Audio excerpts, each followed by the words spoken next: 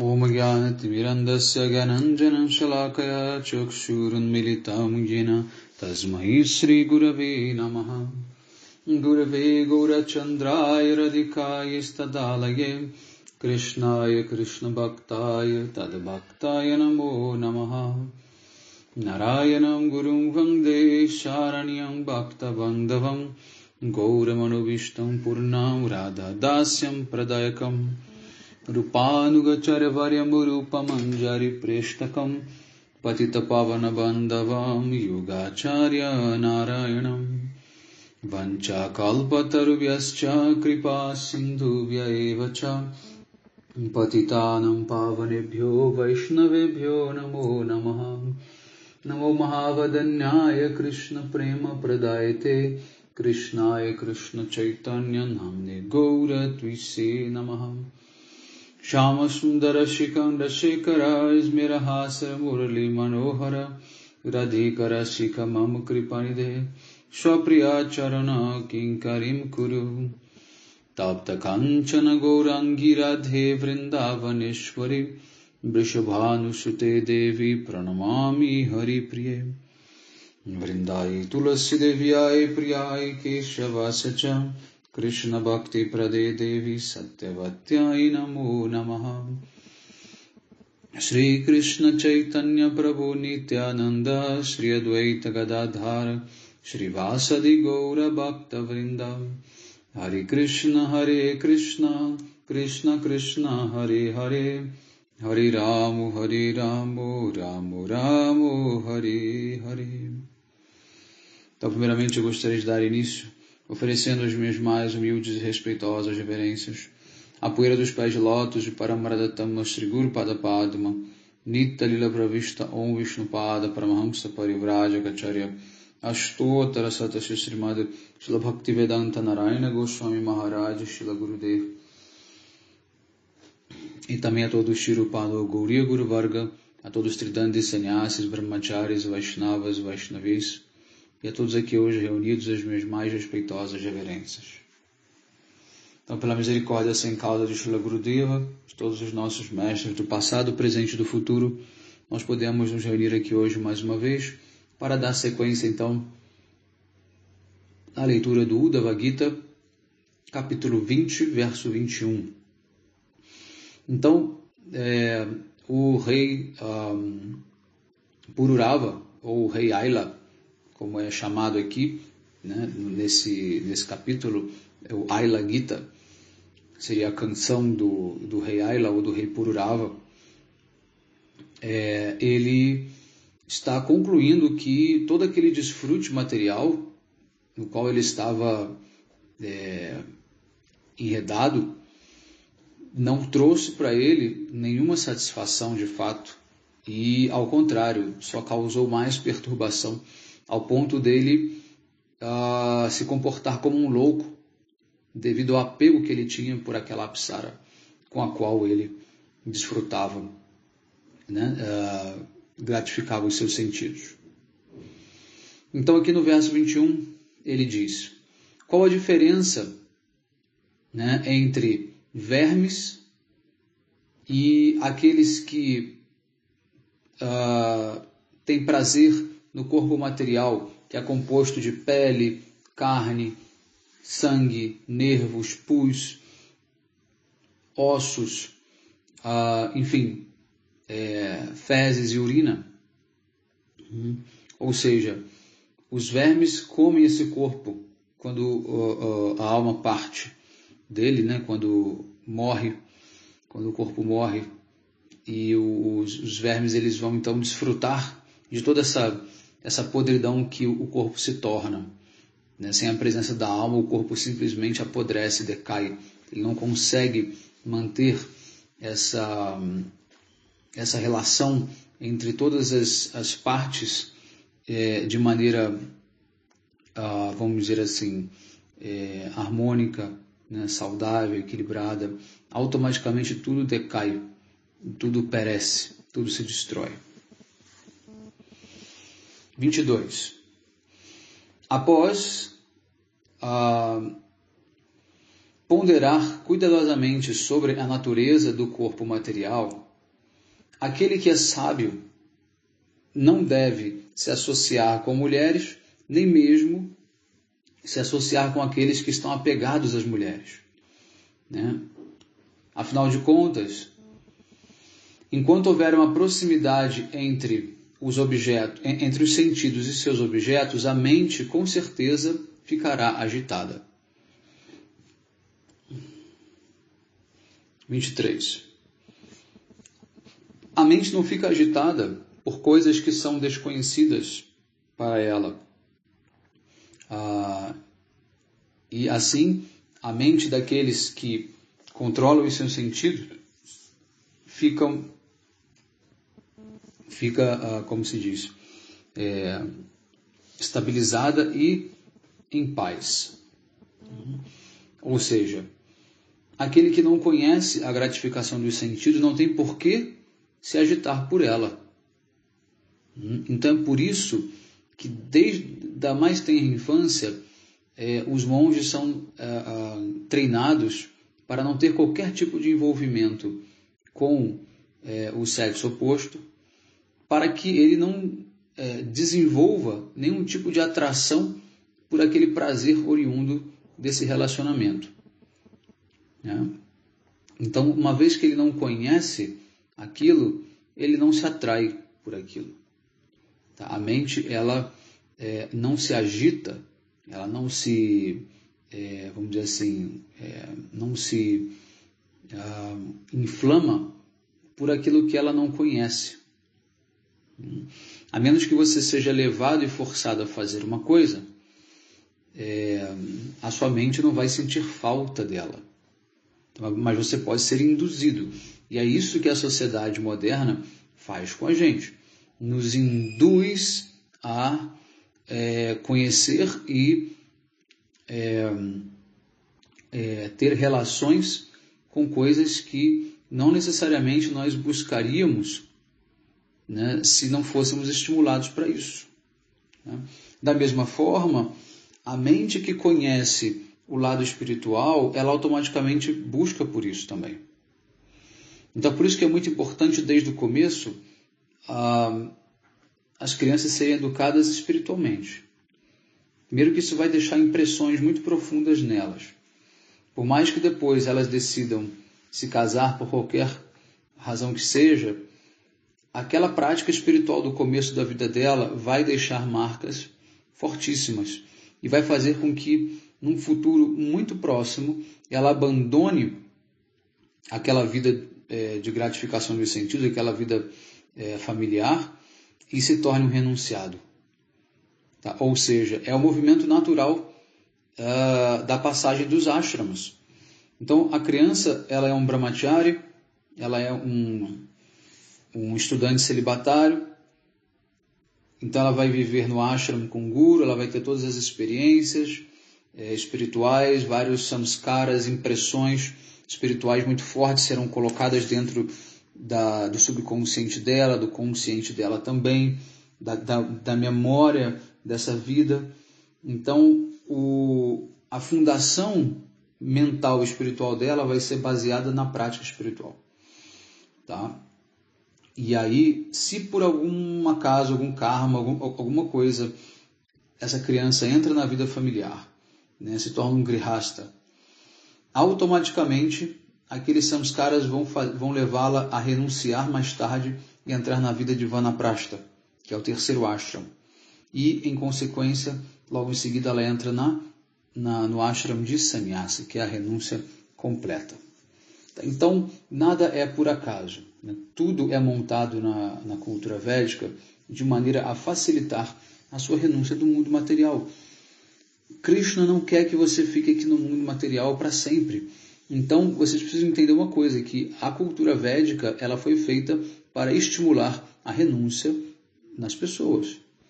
Não adianta vir com essa desculpa de que eu posso ser um chefe de família, uma mãe de família, e ao mesmo tempo evoluir espiritualmente e me iluminar, alcançar a perfeição. Não dá, não é assim que funciona. Vai chegar um momento em que você vai precisar renunciar. Mas essa renúncia tem que ser feita o quê? De maneira responsável, né, com planejamento, tá? Para que não seja uma renúncia artificial, uma renúncia que traga mais problemas do que soluções. Mas você tem que ter em mente, e eu não vou te enganar quanto a isso, de que a renúncia ela é fundamental. Krishna quer que nós renunciemos ao mundo material. Isso é um fato. Não dá para a gente esconder isso. Não dá para tentar, vamos dizer assim, camuflar isso aí. Né? E dizer, não, você pode continuar na sua vida familiar normal, porque você vai alcançar a perfeição. Não vai. Impossível. Impossível. Isso é discutido profundamente na literatura védica. Até as gopis entram nessa como se diz, nessa contradição. Até as gopis questionam exatamente o fato delas terem vida familiar. E elas querem renunciar a tudo para estar com Krishna. Tá? Então, sempre tenho isso em mente. Tá? A renúncia é a meta, a renúncia absoluta e irrestrita do mundo material. Tá bom? Então vamos dar sequência. Texto 24. Portanto, não devemos deixar que os nossos sentidos se associem livremente com mulheres, né, ou aqueles que estão apegados a mulheres. Até mesmo pessoas eruditas não podem confiar nos 6 inimigos da mente, liderados pela luxúria, pela ira, cobiça, etc. Né? O que dizer então de uma pessoa tola como eu? Né? Diz o rei. Ou seja, até os grandes sábios, até os grandes rishis santos, eles se previnem dessa associação. O que dirá pessoas tolas como eu, disse o rei. Ou seja, nós temos que tomar muito cuidado, porque automaticamente seremos levados à necessidade de gratificação dos sentidos. Dá para você ter, aí vem sempre aquela pergunta, mas eu posso ter gratificação dos sentidos e ao mesmo tempo ter fé em Deus, eu posso adorar Krishna? Pode, sem nenhum problema. Só que o próprio Krishna diz que você não deve fazer isso. Então você pode estar certo de que você não estará satisfazendo ele. Você não alcançará a perfeição. Você pode adorar, você pode fazer como uma atividade, inclusive uma forma de você se purificar e ajudar o seu processo. Isso é um fato. Tá? Mas você não pode conciliar as duas coisas. Gratificação dos sentidos e vida espiritual são duas coisas incompatíveis. Automaticamente, se você gratifica os seus sentidos, não há espaço para aquela vibração espiritual sutil. Por quê? Porque ela pertence aos chakras superiores. E na medida em que você estimula os seus órgãos sexuais, você puxa, você drena a energia para baixo, os chakras inferiores. Então fica simplesmente impossível. É uma lei da natureza. A natureza ela foi criada assim. Tá? Uma coisa vai anular a outra. Então, se você se envolve espiritualmente, você anula essa energia material de gratificação. Se você se envolve com ela, você anula a tua energia espiritual. Tá? Então, você precisa ter isso muito claro na sua cabeça. Não é uma espécie de puritanismo ou censura, não. Tá? Tem muitas linhas ditas, né, espiritualistas que pregam a prática sexual como meio de transcendência. Isso é simplesmente uma enganação. São pessoas que vêm de uma grande repressão sexual e elas acabam querendo justificar a sua necessidade por desfrute com uma espécie de saída, né, para a prática espiritual, para a união com Deus, como se Deus fizesse também sexo, como se a energia sexual fosse a fonte da vida, como se a Kundalini fosse a representação da energia divina. E não absolutamente não tem nada a ver com isso.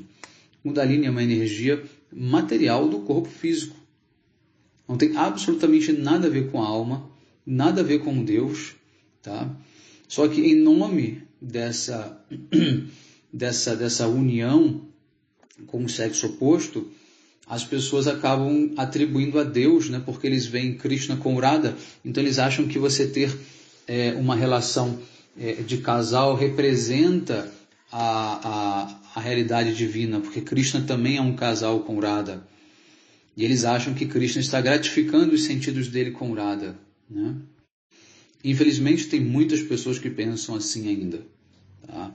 Só que não é assim que funciona. A gente sabe, pela literatura védica e pelos nossos mestres, que Radha e Krishna não estão gratificando os seus sentidos, né? Ao contrário, eles são aqueles que têm os sentidos completamente controlados, né? Porque a realidade deles é transcendental de fato. Agora, para nós, né, réis mortais, quanto mais nós nos envolvemos na gratificação do sentido, mais nós nos apegamos a eles e mais nós deixaremos de lado a prática espiritual. Então, se você quer fazer prática espiritual, você precisa ter uma disciplina de gratificação dos sentidos, ou seja, sobre, né, a gratificação dos sentidos. Você precisa se controlar, você precisa estabelecer regras e limites. É preciso fazer uma certa austeridade. Do contrário, tudo que você vai conquistar com a tua prática vai escapar por esses buracos. É o que Krishna Gurudeva chamava de loopholes. Tá? Você coleta espiritualmente, faz a prática espiritual, mas em alguns outros momentos você vai e gratifica os seus sentidos de maneira mundana, de maneira, vamos dizer assim, quase que num ciclo, né, vicioso.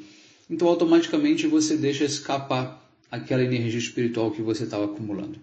Tanto é que todos os grandes mestres sabem, até os esportistas sabem, que a energia sexual ela deve ser contida no momento de fazer algum tipo de performance esportiva ou para se alcançar algum tipo de visão necessária. Enfim, os grandes rishis, eles fizeram muitas austeridades por conta disso. No momento certo, eles tinham a relação sexual. No momento certo, eles geraram também prole, mas tudo feito dentro de regras, né? Não é que o sexo seja totalmente condenado, não é isso. Existem regras para você fazer, regras para você não se perder dentro dessa prática, tá? Então, basicamente, nós somos a única religião que fala sobre isso. As outras religiões permitem que livremente as pessoas gratifiquem os seus sentidos, né, como se fosse uma coisa normal. E nós estamos falando não é de monges, é de casais, é de famílias, né? Os casados também precisam ter uma prática de controle, uma prática de celibato também. O celibato faz parte tanto da vida dos casados quanto da vida dos monges. Só que os casados, em alguns momentos, eles terão um relacionamento, né, com um fim reprodutivo, né, para que simplesmente aquela energia, aquele karma que eles têm de gerar um filho aconteça. Mas em outros momentos não será necessário, tá? É claro que se isso acontece, também não é o fim do mundo. Todo mundo está num processo de evolução. Então você vai continuar tentando não fazer. Mas se por acaso acontece, é uma coisa que você vai ter que automaticamente ir trabalhando com o tempo também, sem nenhum tipo de, como se diz, neurose. Tá? Não é para você já começar a se chicotear também, né? Não é isso também que a gente está falando. Tem gente que também já leva as coisas para um outro extremo. Tá? Não é assim também, né? Cada um vai ter o seu tempo de amadurecimento, de aperfeiçoamento, e Krishna está dando chance para todo mundo, obviamente. Nós viemos de um contexto que não era devocional e nos tornamos devotos. Então, se daquele contexto dá para se tornar um devoto, o que dirá melhorar enquanto devoto?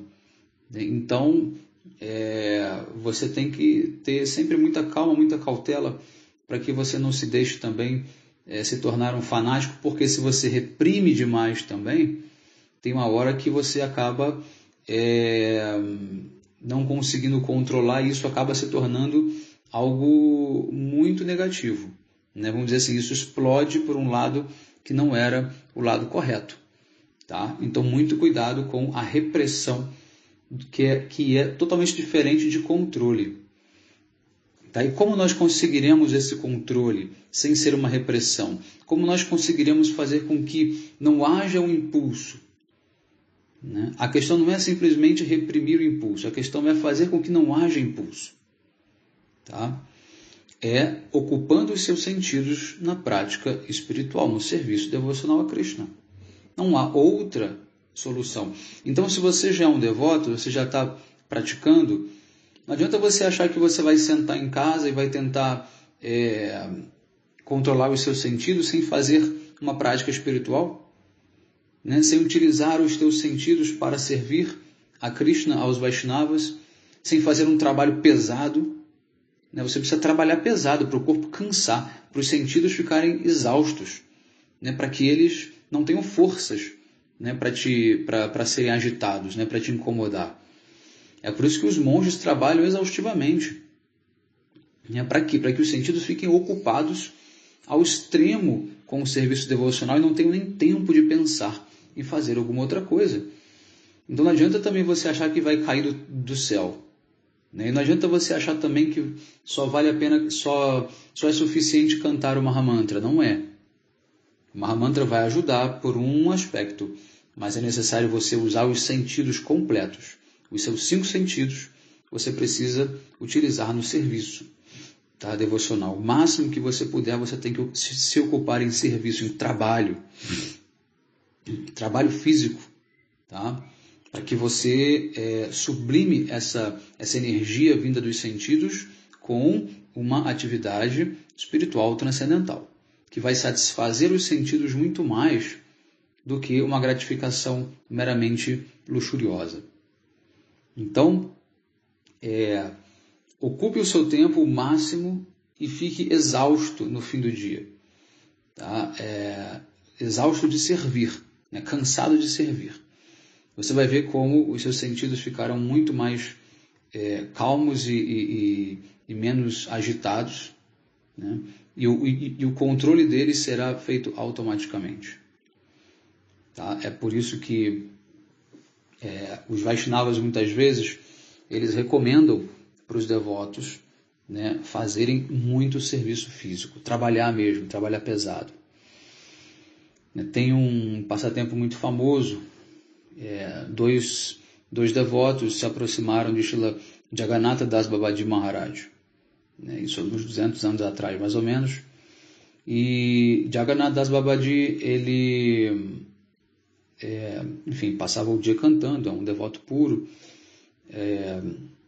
e esses 2 devotos vieram até ele e disseram: Babaji, nós queremos que você nos inicie, que você nos dê Harinama, porque nós queremos fazer, assim como você, passar o dia cantando Harinama, né? Cantando Hare Krishna Mahamantra. Esse é o nosso desejo, nós queremos, né, simplesmente cantar, né? Essa é a meta, nós entendemos, né, isso.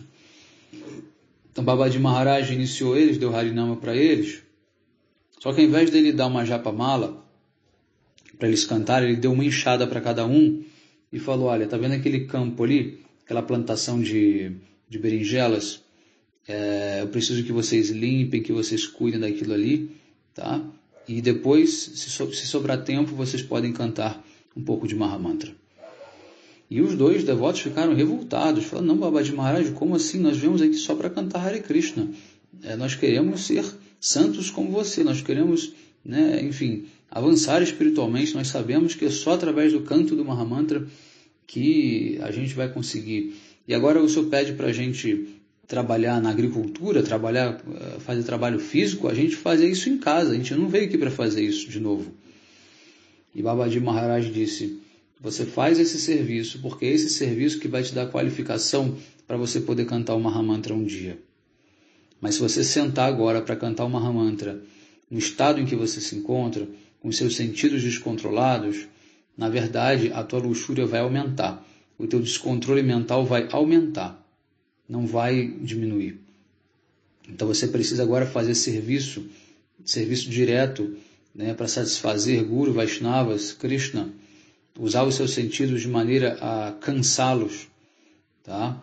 E aí, pela misericórdia desse serviço, você será capaz de, com tranquilidade, se sentar para cantar Mahamantra, tá?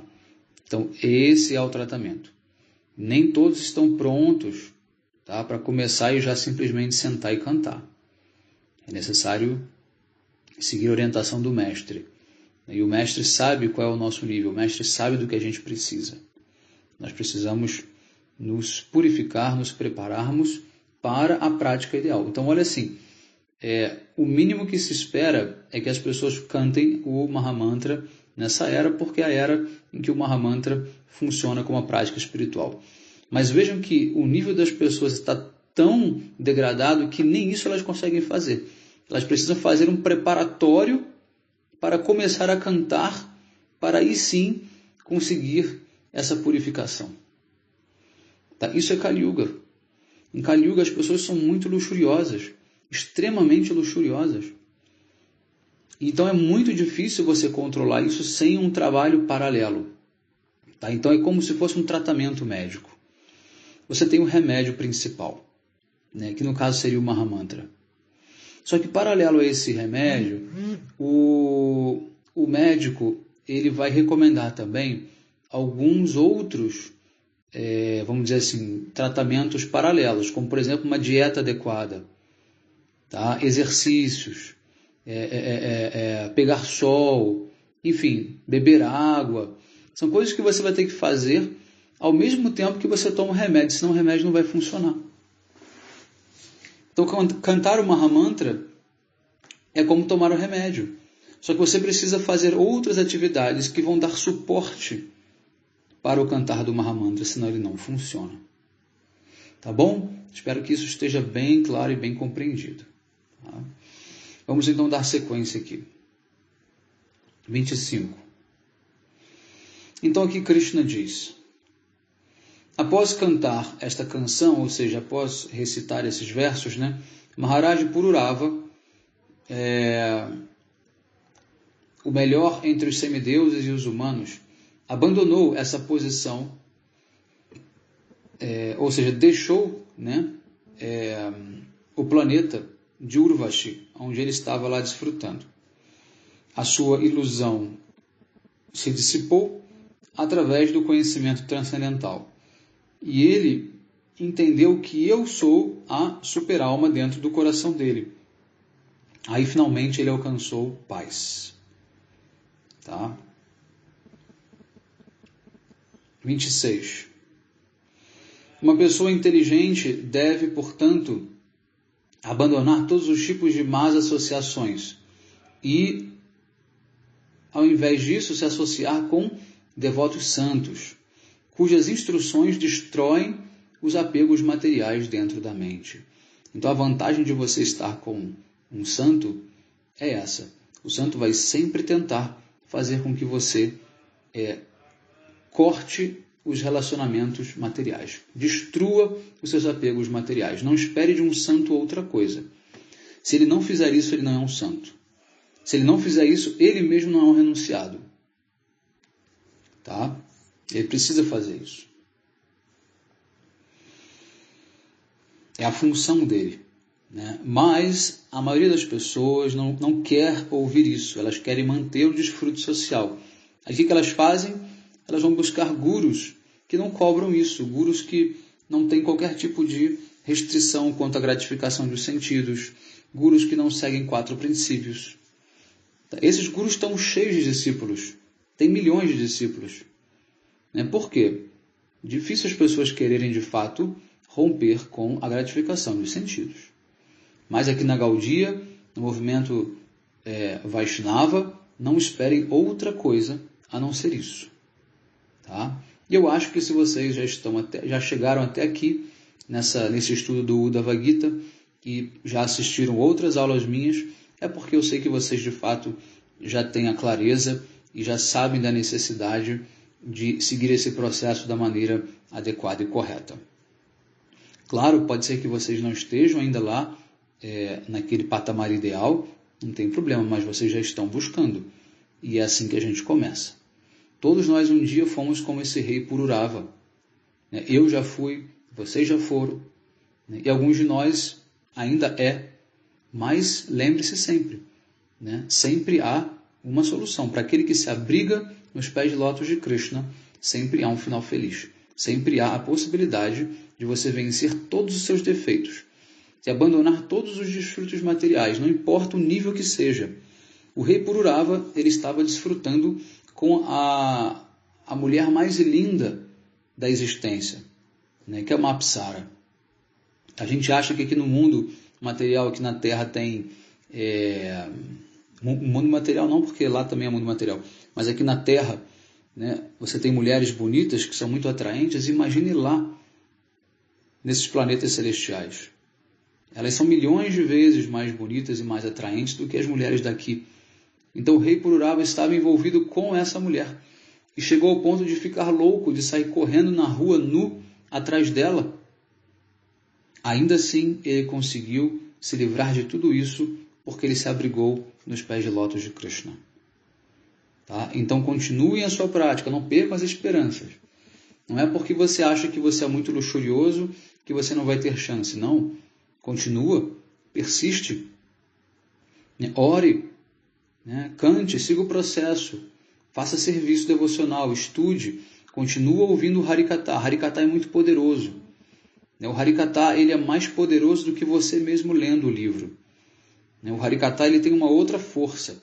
O Harikatha, ele traz uma energia muito mais poderosa, capaz de fazer com que você se transforme muito mais rápido do que simplesmente lendo. Então continue ouvindo as aulas, continue estudando e automaticamente você vai ver que o seu avanço será muito rápido, tá? Como já tem ocorrido. As pessoas que eu já venho acompanhando aqui já há alguns anos, ou mesmo um ano apenas, ou 6 meses acompanhando aqui as minhas aulas, você já pode perceber mudanças e transformações muito grandes. Por mais que a própria pessoa não perceba, o que é natural também, mas eu posso perceber como vocês já vêm avançando e continuarão avançando. É uma questão de tempo e vocês verão que ao final dessa vida os benefícios serão enormes e incalculáveis. E você com certeza terminará essa vida de uma maneira muito melhor do que você imaginou terminar, quando você estava lá no início da sua jornada. Tá certo? Vamos então dar sequência. Texto 27. Meus devotos fixam suas mentes em mim e não dependem de nenhuma condição material para isso. Eles estão sempre pacíficos, livres de possessividades, de apegos, de falso ego, dualidades, cobiça. E a visão deles sobre os demais é sempre equânime. Eles não julgam ninguém pelo que é. Eles veem todos como uma alma. 28. Ó afortunado Uddhava, na associação de devotos santos existe a constante conversa sobre mim. Os santos sempre estão conversando sobre mim.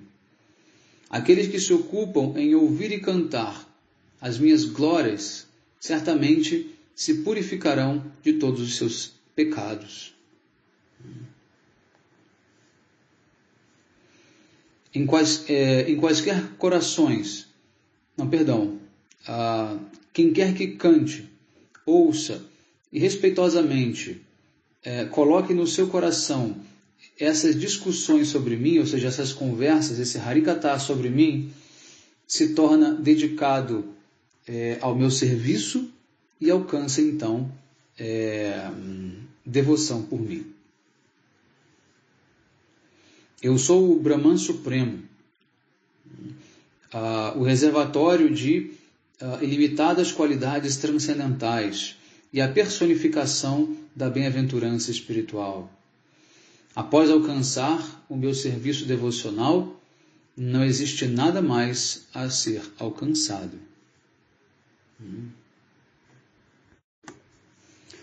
31. Assim como o frio, o medo, a escuridão são erradicados assim que alguém se aproxima de um fogo sacrificial, né? O medo e a ignorância também são dissipados quando você se ocupa no serviço devocional, quando você se ocupa em servir os devotos do Senhor. Então, para eliminar o seu medo e a sua ignorância, você precisa estar com os devotos de Krishna e servi-los. 32. Os devotos de Krishna estão fixos no conhecimento absoluto. Eles são o único abrigo real para aqueles que repetidamente sobem e descem nesse oceano, nesse temível oceano da existência material. Esses devotos são como um grande barco salva-vidas que resgata essas pessoas que estão flutuando neste oceano material.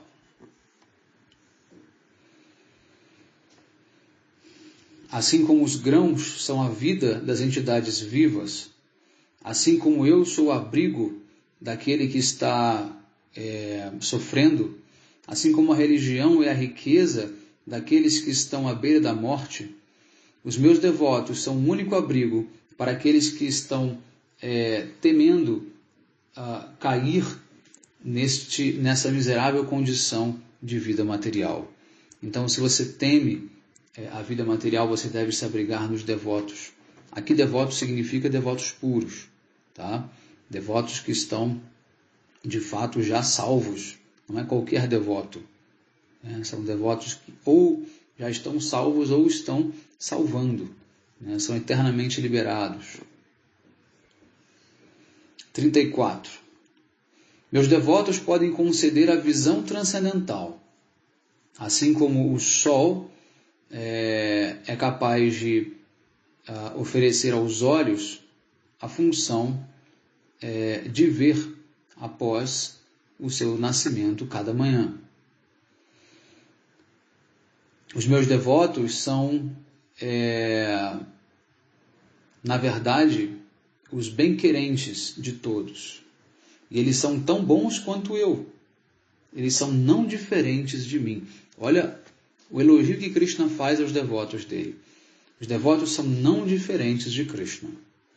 Krishna diz, eles são tão bons quanto eu. Ou seja, se abrigando neles é a mesma coisa que estivesse abrigando em mim. Então, olha o nível do patamar dos devotos puros.